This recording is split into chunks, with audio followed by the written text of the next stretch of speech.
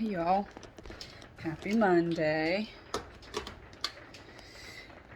I'm gonna put a pot of coffee on and we're gonna have a kitchen talk instead of a garden talk today.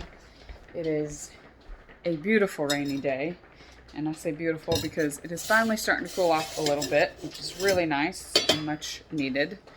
As is pretty normal this time of year in Central Virginia, it is real hot and real humid, and that makes for generally pretty unpleasant conditions being outside. And it cooled off a little bit yesterday, so we got out in the garden. It was rainy, and so we got some burning done. I pulled out a bunch of stuff in the garden, amended with compost, put down hay to cover that, and just to try to get some of our stuff ready for fall planting. We started seeds a couple weeks ago. We were getting ready to camp with my younger brother and his kiddos. Started seeds that week and left the seedlings out there. Just felt like that was the best way for them to get sun. But as always happens, we didn't get out there enough, and ended up sort of letting some of the seedlings go, and they didn't do too hot. So I had to restart some a couple days ago, which is fun. I've got arugula and cilantro. We've got cabbage and rutabaga.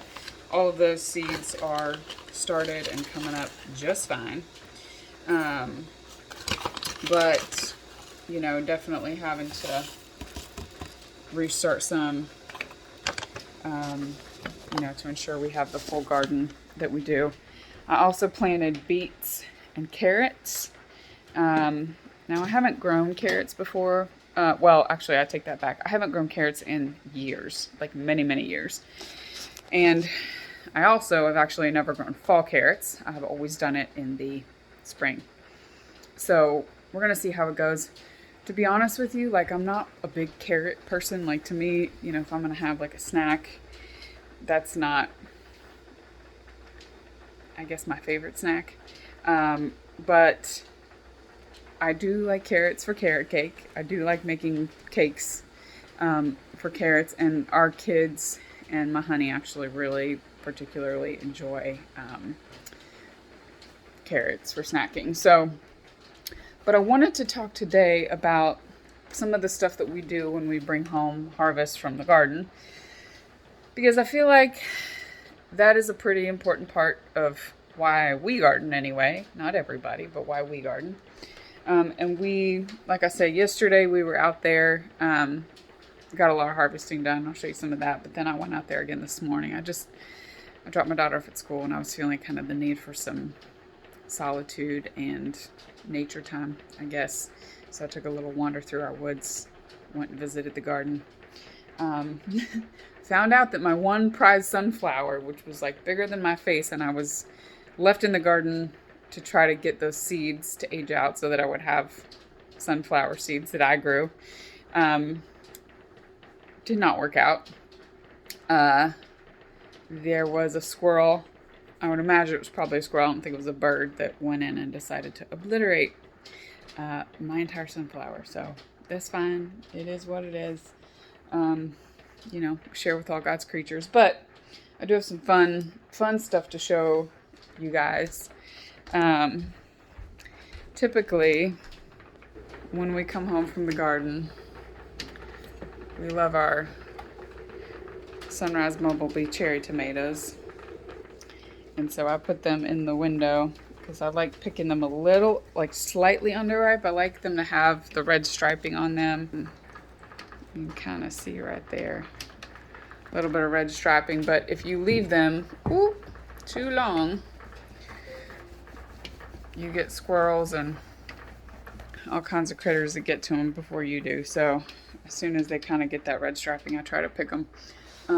I also will pick aromas just blushing, but again, slightly underripe, and leave them in the window to ripen. And then, of course, the ground cherries are just made 10 times sweeter. Oh my God, it's like eating a pineapple. It's so good. They get a ton sweeter when left in the windowsill to get a lot more ripe. So, this morning, harvested a bunch of lemon basil.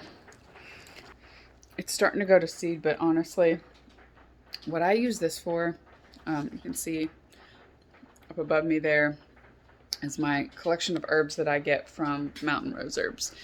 My goal is to eventually grow all the herbs myself, but we live in the city. You know, it's lovely having the garden there, but when we first got here, obviously, I didn't have garden space available. We have 2 beautiful windows in our apartment, but they get only a couple hours of afternoon sun, so this is not ideal for growing herbs. So I like having a place that I trust and I source them from. So I get mine from Mountain Rose Herbs.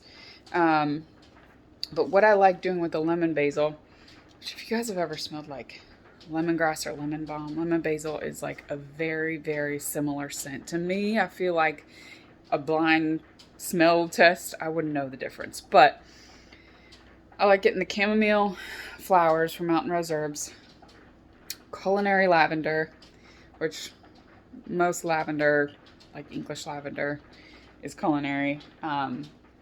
So culinary lavender, and then a lemon, either lemongrass, lemon basil, lemon balm, something like that, and mixing those together to make a tea. Now I do this when the leaves are dried, so I will hang these up to dry. And as you can see here, I've got Tulsi. This is Thai basil, and this is lemon balm there. So I make my own tea blends with that. I picked another, again, like mostly ripe aroma this morning. A little bit of thyme for something I'm going to make this week. And then we've got our strawberry popcorn starting to come in.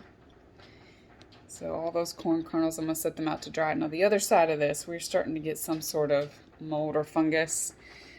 So we will pick out the kernels that aren't touching that.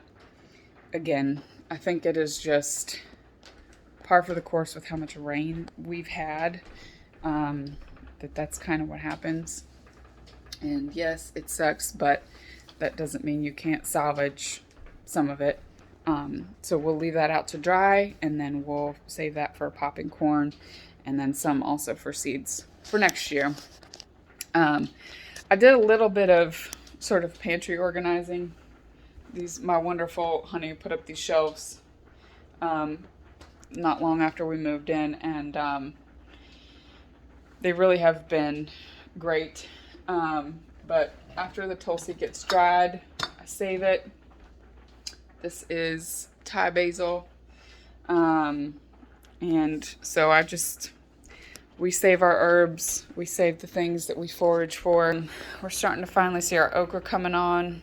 If you've never done okra, you know, I know it's very common either pickled or fried, but if you've never done okra blistered, like with a little bit of like spicy, like pepper flakes or something like that, olive oil and salt, y'all are missing out. You don't even know. It is so good. One of my favorite ways to do it. And I harvested a few was green tomatoes, which we're going to let these ripen just a little bit. It's got a little hole cut out. But we like fried green tomatoes. Again, kind of doing like a spicy aioli on top or something like that. Really, really good. And I also Genovese basil. So we will be using that for making pesto. Next weekend, we are going down to my sister's to celebrate. My brother-in-law recently graduated with, it's called an ED. It's the educational equivalent of a PhD. And he has worked very hard for probably about, 5 or 6 years. I mean, it's been a while. Maybe longer than that, actually. I mean, it's been quite a haul. But we're going down to celebrate his graduation. So spend time with my sister, my oldest sister, who I don't see very often. So that's really cool. Lots of fun. And I'm excited about that. I'm trying to think if I have anything else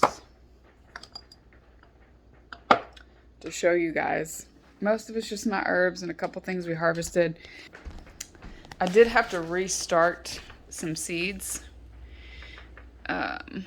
So that's there. I'm gonna wait for those to come up. The other thing I want to tell you guys about, we are starting to get into the swing of things for the cut flower garden. And I don't know if I've mentioned this really before, but we've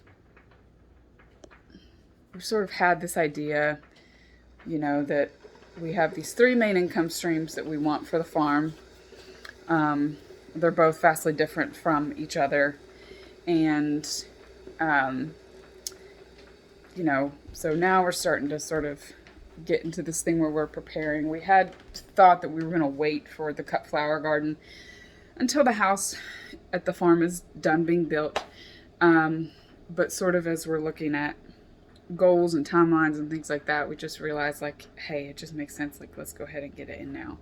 The flower garden also, because it is so seasonal, it's one of those things that it's like, if we have to end up moving part of it, we can do that in an off season a lot more easily than moving other operational pieces of our farm. So I got some eucalyptus, the Dusty Miller, some asparagus fern at a local nursery.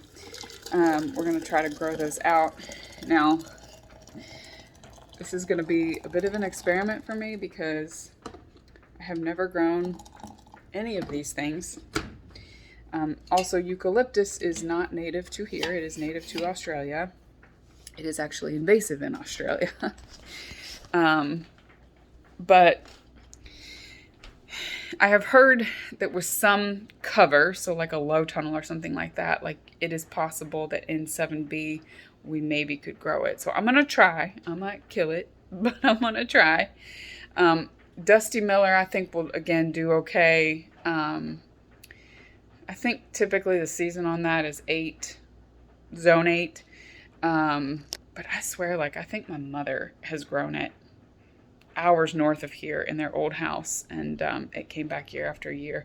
And then asparagus fern also can be a perennial here under certain conditions. So we're going to try. We're going to see how it goes. I'm growing those for filler because I've really felt like I want to be, I don't think we're going to do U-pick. I think my main focus is going to be to market to florists and floral designers for weddings and events. But, you know, if we end up selling at a farmer's market and things like that, it's nice to be able to bring fresh cut bouquets to the market. And so we're just going to play around with a bunch of different ideas, but we're starting to really get some of that going. And in the next month, we're going to rent the chipper, finally get wood chips down to the walkways in the garden, which I am so excited about. I went out there this morning. It was so muddy. We couldn't even bring our shoes into the apartment. I made myself and my daughter take them out and leave them in the hallway. Risk getting our shoes stolen because they are so muddy. Like, it's so bad. So, yeah, that's what we got going on. Just a really quick kitchen thing today, you guys. I'm gonna make myself some breakfast and then I gotta get online because I got a lot of work to do. But thanks for hanging out with me, and we'll talk to you soon.